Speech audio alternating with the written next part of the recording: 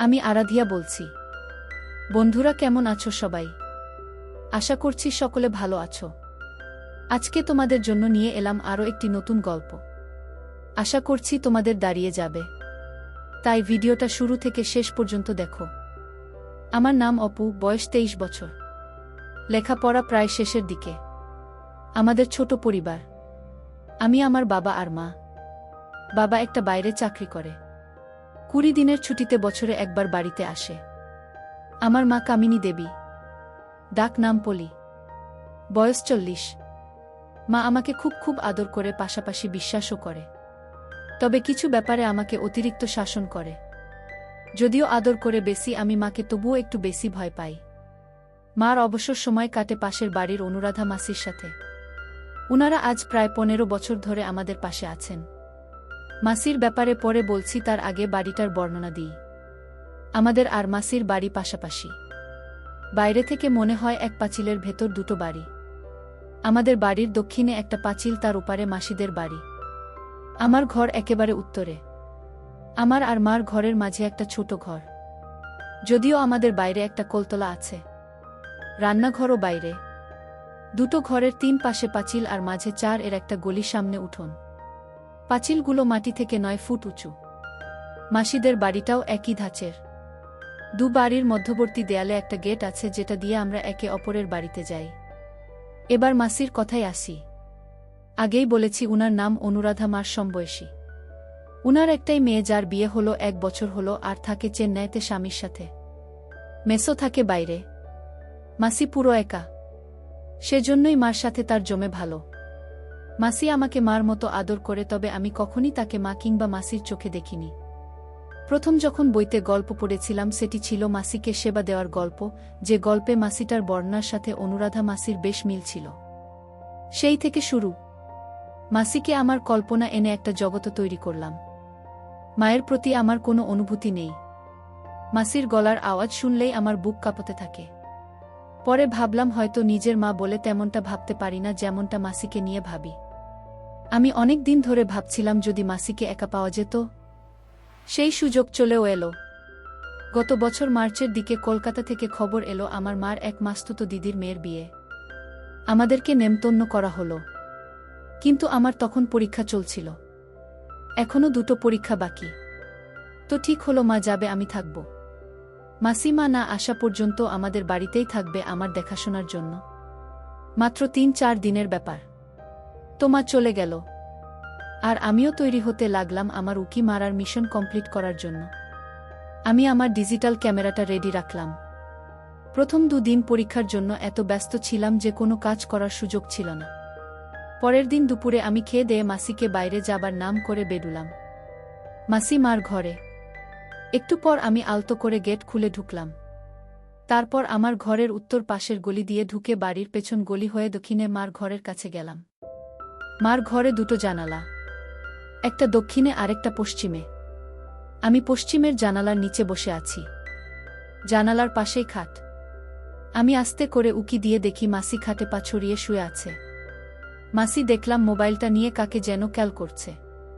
একটু পর যা শুনলাম, হ্যালো পলি, কিরে, কি খবর তোর? আজ সন্ধ্যায় রওনা হবি? বলিস কি রে? ভালো করে মাস্তি কর। আর হ্যাঁ শোন, কাল আসার পথে একটা অলিভ অয়েলের কৌটো আর 6-7 প্যাকেট মোজা নিয়ে আসিস। আমার আর কি খবর বল? তুই নেই, আর তার ফলে দেহটা একেবারে চুপসে গেছে রে। তাড়াতাড়ি আয়। Okay bye. মাসির এ কথা শুনে আমি আর কি উকি মারব, আমার মাথা বনবন করে ঘুরতে লাগলো। আমি এমন একটা নিরাপদ জায়গা খুঁজতে লাগলাম, যেখান থেকে খুব নিরাপদে মার ঘরে উকি মারা যাবে। ভাবতে ভাবতে পেয়েও গেলাম। বাচ্চা ঘরের উপর কিছু খালি জায়গা আছে। ওখানে উঠে হার্ডবোর্ড টেনে দিলে বাহির থেকে কেউ বুঝতেই পারবে না আমি এর ভেতর আছি। আর ভেন্টিলেটর দিয়ে মার ঘরটাও পুরো দেখতে পারবো। পশ্চিমে আরেকটা ভেন্টিলেটর আছে, যেটা দিয়ে হালকা বাতাস পাওয়া যাবে।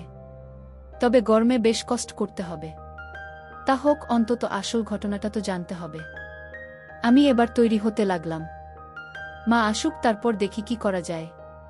আর যদি বেশি রিস্কি হয় ব্যাপারটা, তাহলে গলির ওখান দিয়ে জানালা উকি দিতে হবে। আমি প্রস্তুত। মা আগের দিন সন্ধ্যা রওনা দিলেও পৌঁছল আজ দুপুরে। বাড়িতে ঢুকে আমাকে দেখে একটা হাসি দিল, তবে সেই হাসি দেখেই বুঝতে পারলাম যে মা আমার অনেক ক্লান্ত। মা তার ঘরে ঢুকলো, আমিও পেছন পেছন গেলাম। মা হ্যান্ডব্যাগটা বিছানা রেখে চুলের বাঁধন ছাড়তে ছাড়তে আমার টুকটাক খবরাখবর নিল। তারপর আমাকে বলল যে একটু মাসির সাথে দেখা করবে। এই বলে মাসির বাড়ির দিকে চলে গেল। আমি দৌড়ে গিয়ে বারান্দার দরজাটা লাগিয়ে মার ঘরে এসে হ্যান্ডব্যাগটা খুললাম। দেখলাম একটা ক্রিম, 6 প্যাকেট মোজা আর মার দরকারি কিছু জিনিস। এবার পাশের চেইনটা খুলতে আমি অবাক হয়ে গেলাম। আমার মাকে আমি আজ পর্যন্ত কখনো এই কাপড় না পরা অবস্থায় দেখিনি। আর উনি কিনা কলকাতা থেকে এসেছেন এটা না পরে। আমার মাথায় আরেকটা প্রশ্ন জাগল, বাসে যেখানে 4 ঘন্টা লাগে সেখানে এত দেরি হলো কেন? আমি ঠিক করলাম কোনো প্রশ্নও নয়, শুধু আড়াল থেকে দেখে যাব। আমি মার ব্যাগটা আগের মতো রেখে চলে এলাম। দুপুরে খেয়ে দেয়ে মা ঘুম দিল। আমার মার ঘুম খুবই গভীর, তাই আমি এই ফাঁকে আমার কাজ এগিয়ে নিতে চাইলাম। বাবার একটা পুরানো লুঙ্গি নিলাম, ভিডিও রেকর্ডার এর ব্যাটারি চার্জ করলাম, আর একটা খালি বোতল জোগাড় করলাম। বিকেলে মা ঘুম থেকে উঠলে আমি মাকে বললাম যে আজ রাতে খেলা আছে, আমি আমার এক বন্ধুর বাড়িতে সবাই মিলে খেলা দেখব, তাই রাতে বাড়ি ফিরতে দেরি হবে। মা জিজ্ঞেস করল কত দেরি হবে, যেই আমি বললাম রাত 3টে। অমনি মার মুখটা খুশিতে উজ্জ্বল হয়ে উঠল।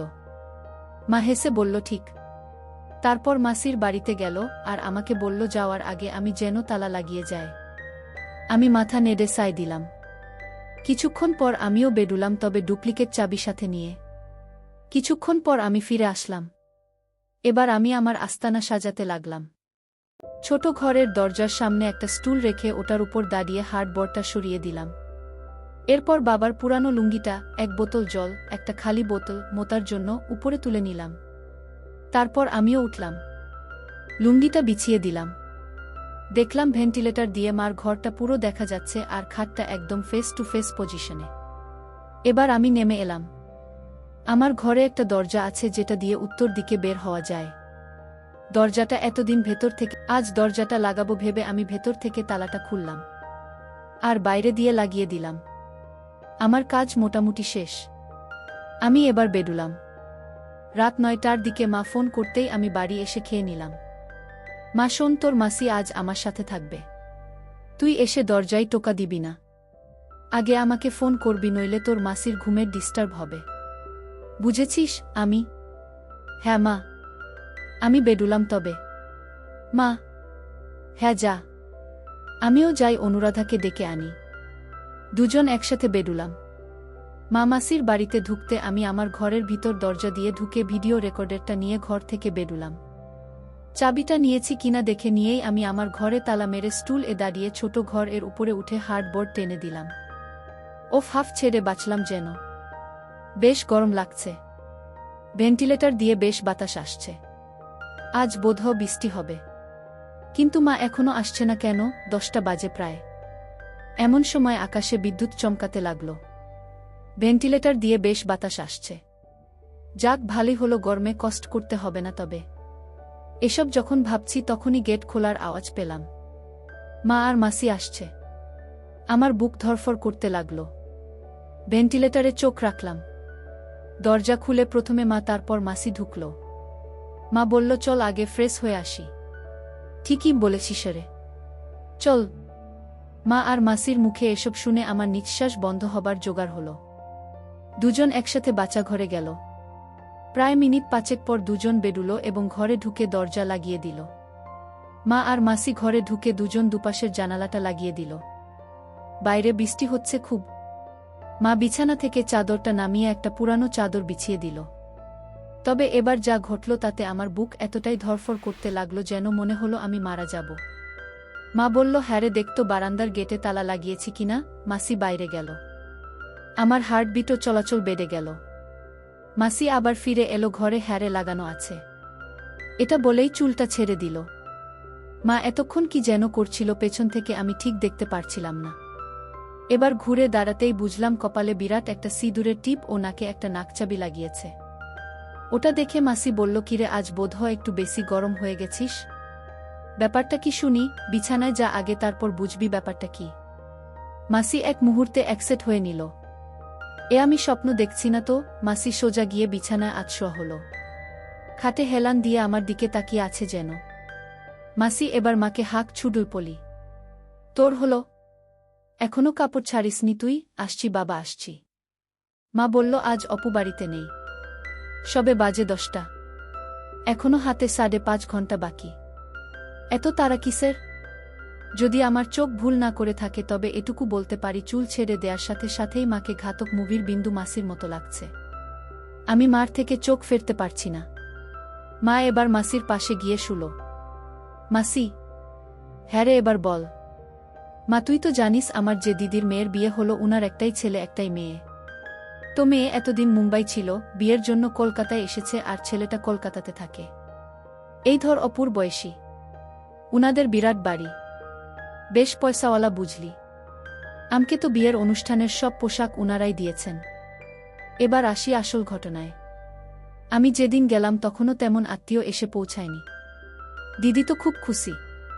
ওর ছেলেটা মানে জয় আমাকে দেখে আরও খুশি। ছেলেটার গড়ন ঠিক আমাদের অপুর মতন বুঝলি।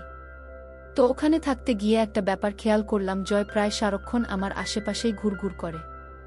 আমি অতটা গুরুত্বের সাথে দেখিনি ব্যাপারটা। তো এভাবেই চলছিল। ঠিক ওই দিন সন্ধ্যা হতেই অন্য আত্মীয়রা আসতে শুরু করল। দিদির যা ছিল 2 জন। তোকে কি বলবো, দুটোই আগুন। মাসি। কেন রে মা? আর বলিসনে এসেই দেখলাম তার 2 জন দুটো জয়কে নিয়ে কোথায় যেন গেল। পরে জানতে পারি জয়ের কাছ থেকে ওরা তখন সেবা নিচ্ছিল। মাসি। কি বলিস তুই? মা তবে আর বলছি কি? ওটা পরে বলবো, এবার শোন ঘটনা। বিয়ের দিন দিদি আমাকে নিজে সাজিয়ে দেয়। অনেকেই আমার দিকে আজ চোখে দেখছিল, এমনকি মহিলারাও আমার দিকে তাকাচ্ছিল। তো একসময় আমি মানিয়ে নিলাম। হঠাৎ দিদি এসে বলল, পলি দেখতো জয় কোথায়? ওকে পেলে বলবি আমি ডাকছি। আমি জয়কে খুঁজতে লাগলাম সারা বাড়ি, কোথাও না পেয়ে গেলাম ছাদে। ওকে যেই ডাকবো তখনই খেয়াল করলাম ও ফোনে কার সাথে যেন কথা বলছে। আমি ভাবলাম কথা শেষ হলেই ডাক দেব, তাই দাঁড়িয়ে রইলাম।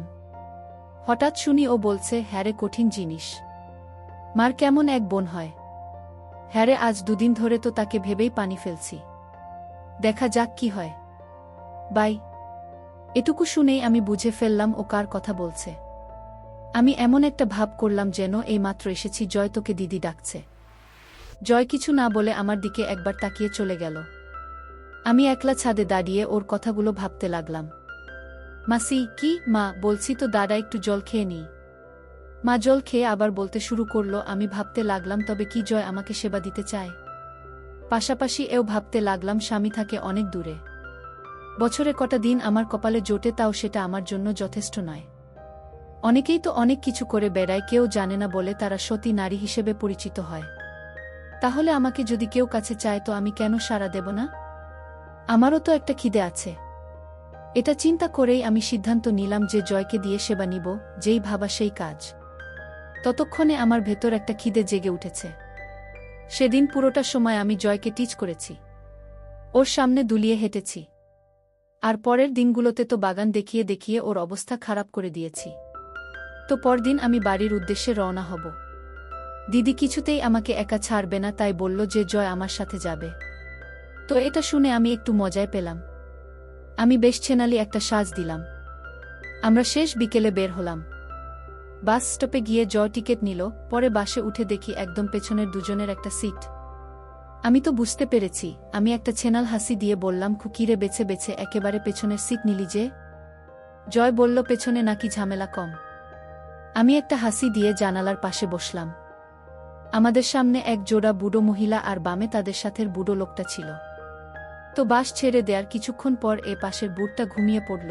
আমি জানালা দিয়ে বাইরে দেখছিলাম, কিন্তু আর চোখে দেখি চোখ দিয়ে গিলছে। আমি একটু নড়াচড়ার ভান করে শাড়িটা একটু টেনে নিলাম। এখন বা দিকেরটা পুরোটাই দেখা যাচ্ছে। আর চোখে তাকিয়ে দেখি জয়ের ফুলে ফুলে উঠছে। হঠাৎ গাড়িটার গতি কমে আসলো একটা পেট্রোল পাম্পে ধুকল তেল নেয়ার জন্য। আমি বাস থেকে নামলাম বাচ্চাঘরে যাব বলে। তখন সন্ধে প্রায়। মা বলতে লাগলো বাসটা পাম্পে থামতেই আমি বাস থেকে নেমে পাম্পের বাচ্চাঘরে গেলাম। ফ্রেশ হওয়ার পর যেই বেরুবো তখনই আমার মাঝে ছেনালি কাজ করল। উচটা খুললাম, তারপর সেটা হ্যান্ড ব্যাগে রেখে দিলাম। মাসি। কিন্তু কেন? মা। আরে দেখানোর জন্য। এরপর আমি আবার ফিরে এলাম বাসে। সিট এ বসার আগে শাড়িটা এমনভাবে গোছালাম যাতে দেখা যায়। আমি বসতেই দেখি দুচোখে গিলছে। আমি না দেখার ভান করে বসে রইলাম। বাসটা ছাড়তে থাই এ একটা হাত তুলে দিল। আমি ওর দিকে তাকিয়ে একটু হাসতেই ও আরও উৎসাহিত হল। এভাবে প্রায় ৩০ মিনিট সেবা নিলাম। আকসে কি টেপন। আমি তো প্রায় পাগল হয়ে যাচ্ছিলাম। হঠাৎ সে বলল, মাসি তৈরি হও, আমরা নামব। নামব মানে? মাসি কথা বলো না তো, যা বলছি করো। আমাকেও যেন কি পেয়ে বসেছিল। আমি নিজেকে গুছিয়ে নামার প্রস্তুতি নিলাম। কোথায় নামছি, কেন নামছি কিচ্ছু জানি না। বাসটা একটা ছোট টাউন এ এসে থামল। আমরা নেমে পড়লাম। আমি ওকে জিজ্ঞেস করলাম আমরা কোথায় যাব আর বাস থেকে নামলামই বা কেন।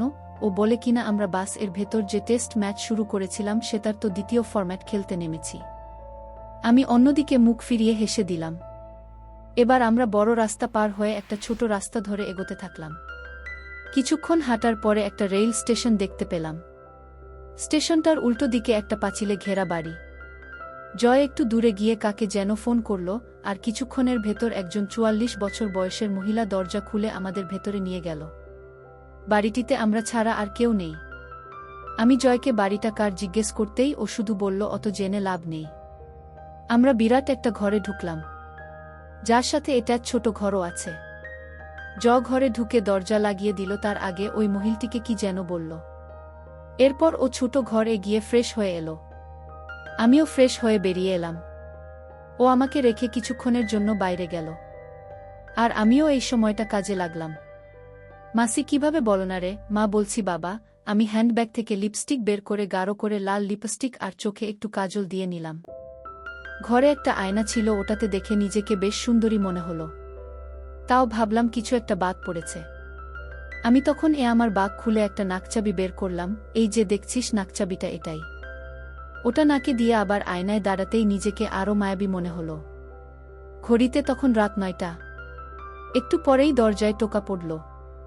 আমি দরজা খুলতে ও আমার দিকে হা করে তাকিয়ে রইল। আমি কোমরে ২ হাত রেখে একটু বেঁকিয়ে দাঁড়ালাম আর ওকে বললাম, কিরে ভেতরে আসবি না? ও কোনোমতে ঘরে ঢুকল। আমি দরজাটা লাগিয়ে ওর দিকে ঘুরতেই দেখি ও আমার দিকেই তাকিয়ে আছে। আমি খুব অবাক হচ্ছিলাম যে ছেলে বাসে এতক্ষণ ধরে আমাকে সেবা দিল, অথচ সেই এখন ভেবদা মেরে দাঁড়িয়ে আছে। আমি ওকে বিছানায় ধাক্কা দিয়ে বিছানায় ফেলে দিই। আমার দিকে এক দৃষ্টিতে চেয়ে রইল। আমি ওকে জিজ্ঞেস করলাম, কিরে অমন করে কি দেখছিস? মাসি তুমি না অনেক অনেক সুন্দরী, তাই না? কি তা কবে থেকে? তুমি যেদিন আমাদের বাড়িতে এলে সেদিন থেকেই তুমি আমার রানী হয়ে গেছ। তাছাড়া কি? তাছাড়া আজ তুমি যে সাজ দিয়েছ তাতে তোমাকে সুপার ডুপার লাগছে। তাই বুঝি? হ্যাঁ গো তাই। হারে এটা কার বাড়ি রে? এ বাড়ি থেকে বের করে দেবে না তো? একদম না। কি যে বলো না। বের করবে কেন? না মানে অচেনা বাড়ি। এই মহিলাটাই বা কে? এটি ওই মহিলারই বাড়ি। উনি আমার ছোট কাকিমার মাস্তুতো দিদি। আসলে এটা একটা সেবালয়। কি? হ্যাঁ গো হ্যাঁ, উনি এখানে দালালি করেন। এই ঘরটা হচ্ছে এ বাড়ির সবচেয়ে এক্সক্লুসিভ। শেষ পর্যন্ত তুই আমাকে সেবালয় নিয়ে এলি, তা তুমি এই আস্তানাটা চিনলে কি করে? বারে ছোট কাকিমাকে নিয়ে এখানে কত এসেছি। মানে আর কি?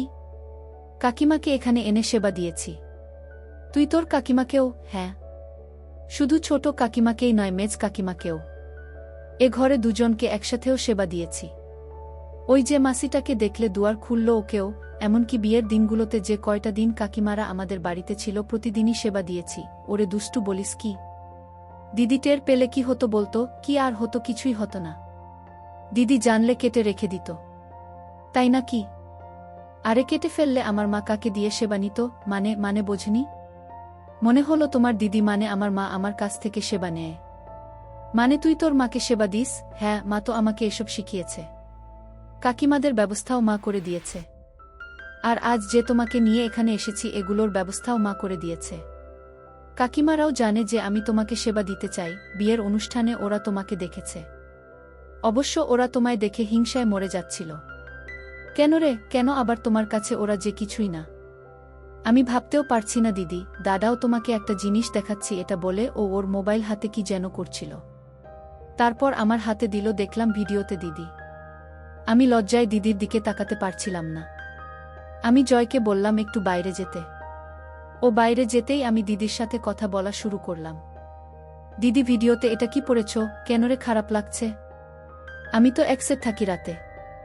আজ জয় নেই তাই ঢেকে রেখেছি, নইলে মাছি বসে এটো করে দেবে যে। হ্যারে, কেমন লাগছে? যাও, তুমি না একটা জিনিস নিজের ছেলেকে দিয়ে বারে খিদে কমাতে হবে না, তাই বলে ছেলেকে দিয়ে দেখ পলি মেয়েদের সেবা দরকার। সেটা কার কাছ থেকে নিলি তা দেখার দরকার কি? খিদে মিটলেই হলো।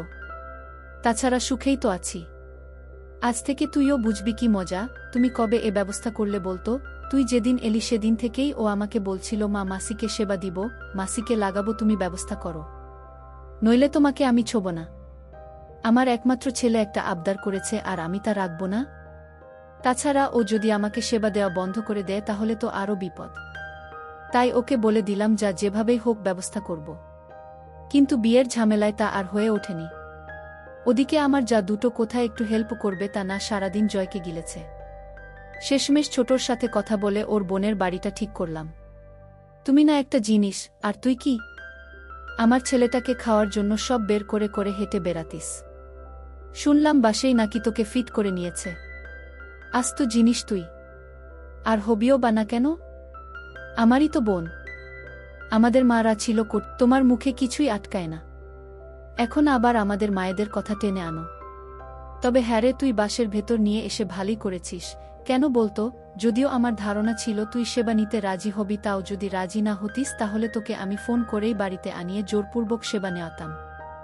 দিদি, তুমি পারো না এমন কিছু নেই।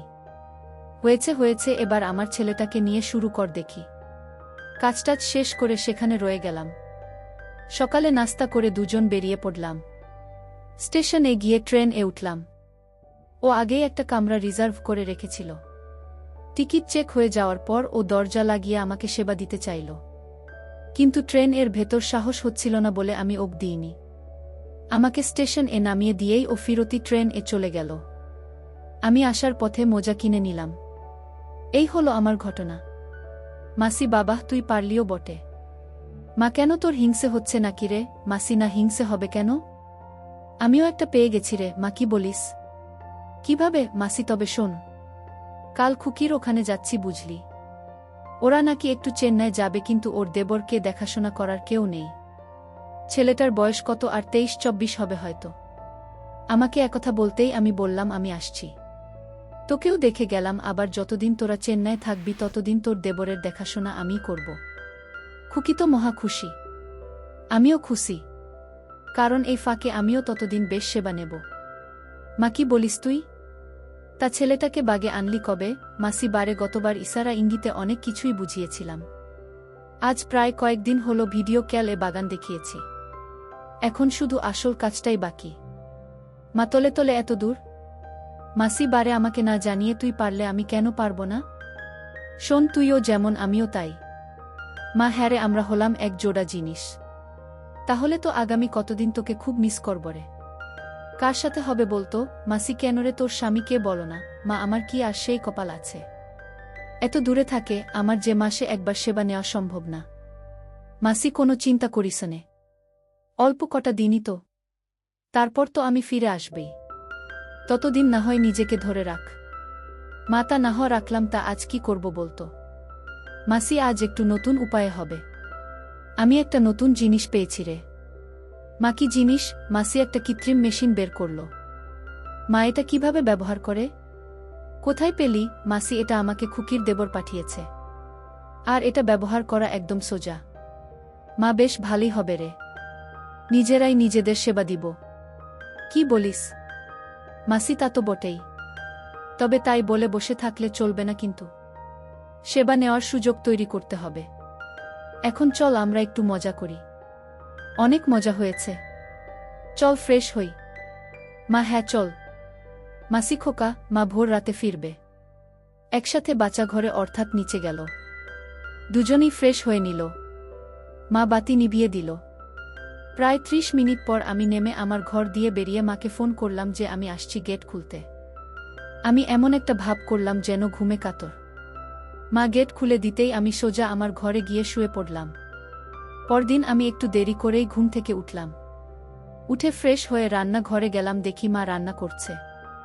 মা আমাকে দেখে একটা হাসি দিয়ে জিজ্ঞেস করল কি খাবো। আমার কেন জানি কিছু খেতে ইচ্ছে করছিল না, ভাবলাম একেবারে দুপুরে খেয়ে নেব। মাকে বলতে মাও কিছু বলল না। মাসির কথা জিজ্ঞেস করতেই মা বলল মাসি তার মেয়ের কাছে যাওয়ার জন্য সকালে বেরিয়ে গেছে। এভাবে সাদামাটা ভাবে কেটে গেল পরের 4টে দিন। আমি এর মধ্যে প্রতিদিন রাতেও মা আর মাসির রেকর্ড করা ভিডিওটা দেখে শান্ত হতাম। তবে মা যে বেশ কষ্টে আছে তা বোঝা যাচ্ছে। আগে মাসি থাকায় সময়টা বেশ কেটে যেত, এখন মার রাতগুলো ছটফট করতে করতে কেটে যায়। মাসি যাওয়ার ঠিক 6 দিনের মাথায় এক রবিবার মা বেশ ছুটাছুটি করতে লাগল। রান্না বান্না নিয়ে সকাল হতে বেশ ব্যস্ত হয়ে পড়ল। আমি মাকে জিজ্ঞেস করলাম এত আয়োজন কেন। মা জানল তার মাস্তুতো দিদি কদিন আগে যার মেয়ের বিয়েতে কলকাতা গেল উনি আসছেন।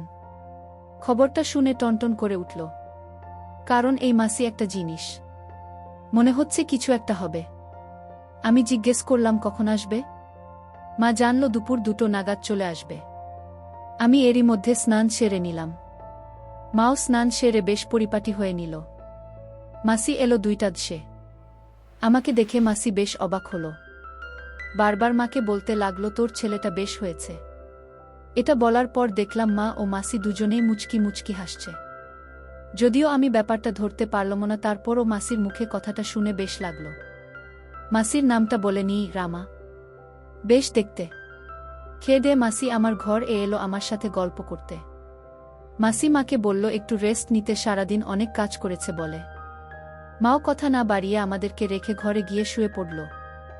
মাসি দরজা লাগিয়ে আমার বিছানায় উঠে বসে আমার সাথে গল্প করতে লাগল। আমার লেখাপড়ার খবরাখবর নিল। আমিও টুকটাক কিছু জিজ্ঞেস করলাম। জয় এর কথা জিজ্ঞেস করতেই মাসি জানল জয়কে মুম্বাই পাঠানো হয়েছে। ও এখন থেকে নাকি ওখানেই হঠাৎই মাসির প্রশ্ন অন্যদিকে মোড় নিল। মাসি কিরে অপু তোর কোনো গার্লফ্রেন্ড আছে? আমি কেন বলতো? মাসি বলো না। লজ্জা পাচ্ছিস কেন? তুই পলির সাথে এসব নিয়ে কথা বলিসনি? আমি মার সাথে। মাসি হ্যাঁ। কেন মাকে এসব বলা যায় না বুঝি? জয় তো আমার সাথে এসব বিষয়ে খুবই ফ্রি। তোর মাকে কি তুই ভয় পাস নাকি? আমি তা কিছুটা পাই। মাসি আমাকে মনের কথা বলতে পারিস, ভয় পাওয়ার কিছু নেই। বলো না তোর গার্লফ্রেন্ড আছে কিনা। আমি না নেই। মাসি ও আচ্ছা ভালো। তা কাউকে মনে মনে পছন্দ করিস নাকি? আমি না তেমন কোনো পছন্দ নেই। মাসি কি যে বলিস না, তোর মতো একটা ছেলের গার্লফ্রেন্ড নেই এটা কোনো কথা? কিভাবে কাটাস দিনকাল? জয় তো মেয়েদের ছাড়া থাকতেই পারে না। আমি জয়ের তো তোমার মতো একটা ফ্রেন্ডলি মা আছে, তাই ও এসব পারে। অবশ্য আমার মা যদি তোমার মতো হতো তবে আমিও পারতাম। মাসি তা কেমন মেয়ে তোর পছন্দ? আমি এই ধরো আমার চেয়ে বয়সে বড় মেয়েদেরকেই আমার বেশি পছন্দ। মাসি তোদের বয়সী ছেলেদের এই এক সমস্যা, শুধু বড় মেয়েদের দিকেই চোখ পড়ে তাদের। জয়েরও একই অবস্থা এখন দেখি তোরও। কে জানে কখন হয়তো বলে বসবি মাসি তোমাকেই আমার পছন্দ। হা হা হা। আমি সে তো কবে থেকেই আমি তোমাকে পছন্দ করি। মাসি বলিস কি? তা কবে থেকে আমাকে তোর পছন্দ? আমি একটু সাহস নিয়ে দুরু দুরু বুকে জুয়াটা খেলেই ফেললাম তামার মুখে যেদিন তোমার অসাধারণ গুণের কথা শুনলাম সেদিন থেকেই। মাসি তা কি সেই গুণটা শুনতে পড়ি কি? আমি অবশ্যই পারো। আসলে মার কাছে তোমার আর জয়ের সম্পর্ক আর জয়ের জন্য মাকে ফিট করে দেওয়ার কথাটা শুনে আমি তোমার প্রেমে পড়ে গেছি। আমার কথাটা শুনে মাসি একটা ধাক্কা খেলেও দ্রুত সামলে নিয়ে বলল তোর যেখানে রাগ হওয়ার কথা সেখানে তুই আমার প্রেমে পড়লি কেন বলতো? আমি বারে পৃথিবীতে কজন মা পড়ে ছেলেকে এভাবে ভালোবাসতে? তোমার এই গুণটাই আমাকে আকৃষ্ট করেছে। মাসি একটা প্রশ্ন করি? আমি জানি তুমি কি প্রশ্ন করবে। তোমাকে আমি একটা ভিডিও ফাইল দেব আমার নিজের হাতে রেকর্ড করা, ওখানেই তুমি উত্তর পেয়ে যাবে যে কিভাবে আমি এ ব্যাপারগুলো জানলাম। মাসি আমার আরেকটা প্রশ্ন ছিল রে। আমি বলো না। মাসি তুই কি পলিকে মানে তোর মাকে? বুঝতেই পারছিস আমি কি বলতে চাইছি। আমি তোমার বক্তব্যটা কি শুনি। মাসি আমি মনে করি তোদের দুজনের মধ্যে এই সম্পর্কটা হওয়া উচিত। এতে দোষের কিছু নেই। আমি সহ আমাদের গ্রুপের প্রায় 10 জন নারী তাদের ছেলের সাথে এরকম সম্পর্কে জড়িয়েছি এবং সুখেই আছে। আমি আর জয়ও বেশ আছি। তাছাড়া তোর মার পক্ষে তোর বাবাকে ছাড়া দিন কাটানো বেশ কষ্টকর। তোর নিজের ব্যাপারটা দেখ। তুই বিয়ে করতে আরও প্রায় 7 বছর। এতদিন কিভাবে থাকবি? তোর আর পলির মধ্যে যদি ব্যাপারটা ঘটে তবে তুই অনেক শান্তিতে থাকতে পারবি। তোর বিয়ের সময় আসতে আসতে তোর মাও বেশ ঠান্ডা হয়ে আসবে। তাছাড়া তোরা একে অপরকে খুব গভীরভাবে ভালোবাসতে পারবি। সবচেয়ে বড় কথা হলো এটা খুবই নিরাপদ। জানাজানি হবার ভয় নেই এতে। বুঝেছিস আমি কি বললাম? আমি সবই বুঝলাম, কিন্তু মাকে এ কথা বলা আমার পক্ষে সম্ভব নয়। মাসি, ধুর বোকা, আমি থাকতে তোর কোনো চিন্তা নেই। আমি এমনভাবে সব সাজাবো যে পলি নিজে তোর কাছে ধরা দেবে।